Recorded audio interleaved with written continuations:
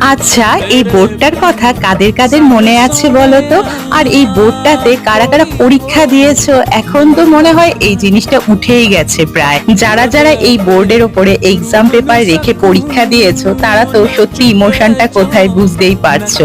তাই আজকে ঘর গোছাতে গোছাতে এই এক্সাম বোর্ডটাকে খুঁজে পেলাম। আমার মা এটাকে সুন্দরভাবে যত্ন করে রেখে দিয়েছিল। বলতে পারো অনেক দিনের ছোট্ট একটা ইচ্ছে ছিল যে 3D পেন্ট করব। আমি যে এই এক্সাম বোর্ডের উপরেই করব সেটা কখনো ভাবিনি। যেহেতু আমি এই জিনিসটা ফার্স্ট টাইম করছি, আগে থেকেই বলে রাখলাম একটুখানি ভুল ত্রুটি হতেই পারে। প্রথমে তো আমি ক্যানভাসটার ওপরে হোয়াইট কালারের বেস দিয়ে তার উপরে ব্রাউন কালার করে নিলাম। এরপর একে একে অনেক রকমের কালার মিশিয়ে একটা সুন্দর কালার দিলাম।